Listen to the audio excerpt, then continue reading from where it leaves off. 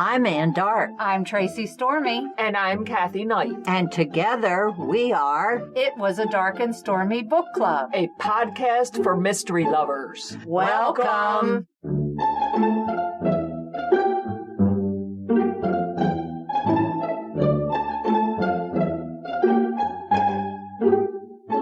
Welcome back to a new installment of In Agatha's Footsteps, where we interview seasoned authors. On this episode, we will be interviewing Charles and Caroline Todd. But before we get started, we wanted to welcome all of our new listeners because it seems to be a lot of you all of a sudden, and we couldn't be more grateful. Thank you, thank you, thank you.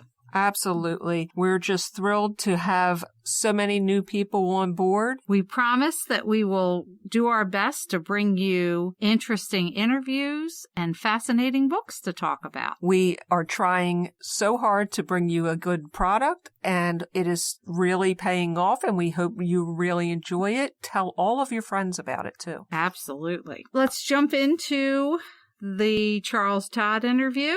That is the pen name used by the mother and son writing team, Caroline Todd and Charles Todd. Together, they write the Ian Rutledge and Bess Crawford series. They have published 2 standalone mystery novels and many short stories. And we are specifically going to talk with them about their latest book in the Ian Rutledge series. It's number 21. It's called The Black Ascot. Scotland Yard's Ian Rutledge seeks a killer who has eluded Scotland Yard for years in this next installment of the acclaimed New York Times best-selling series. An astonishing tip from a grateful ex-convict seems implausible. Inspector Ian Rutledge is intrigued. Alan Barrington, who has evaded capture for 10 years, is the suspect in an appalling murder during the Black Ascot. His disappearance began a manhunt that consumed Britain for a decade. Now, it appears that Barrington has returned to England, giving the Yard a last chance to retrieve its reputation and see justice done.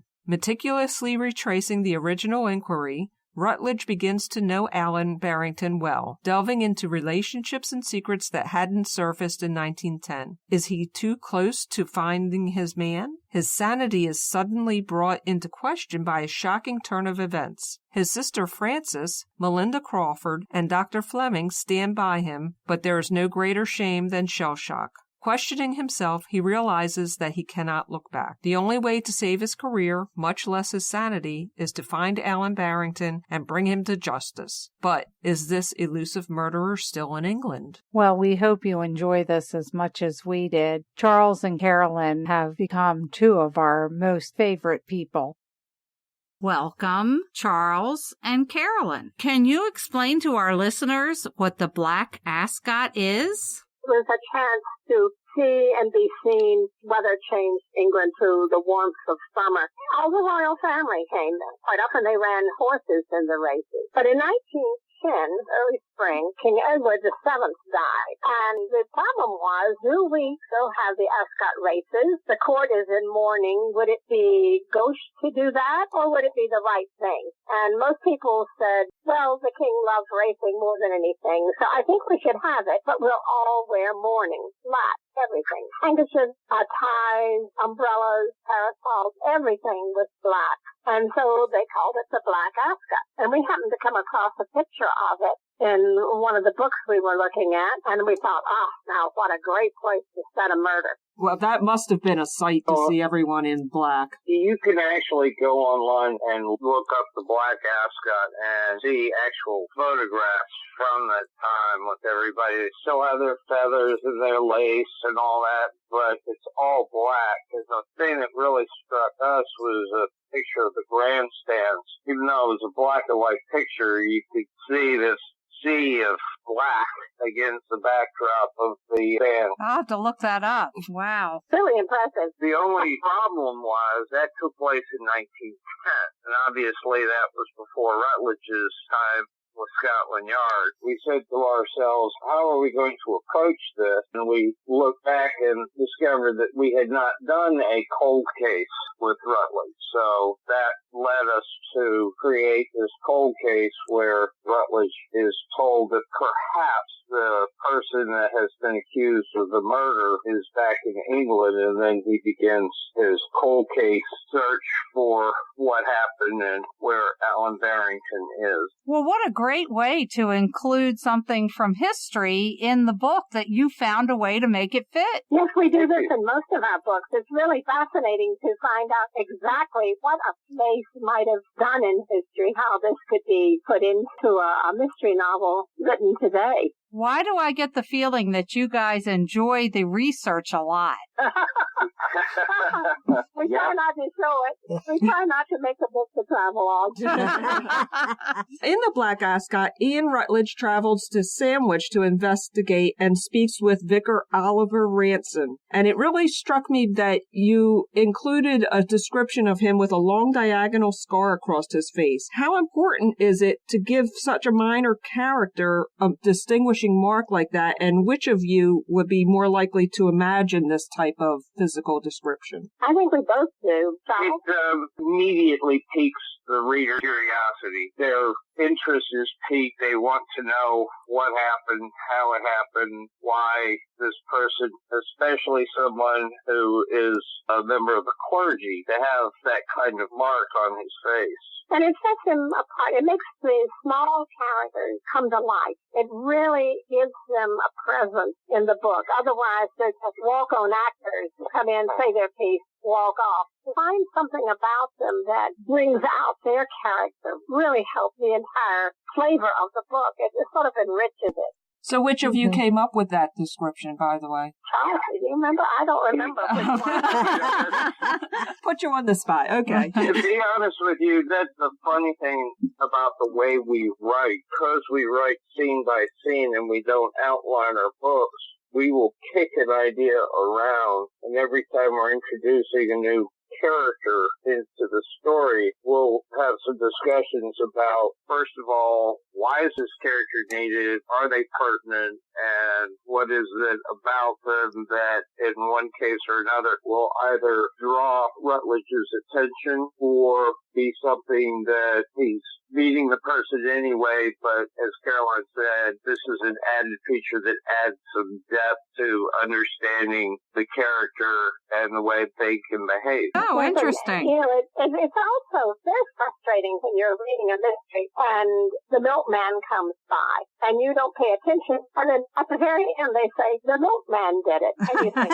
milkman? What is the milkman? But if you say the milkman came by limping from an old war room, you pay more attention. That's very true. It's well documented in both fiction and nonfiction that the memory of both world wars looms large in Europe and in England. In your research, do you find this memory still strong, or is it fading from the collective consciousness after so much time has passed? Well, the sad thing is that the people who remember are growing older now, but you can still find someone sitting on a bench or waiting in line somewhere, queuing up, as they would say.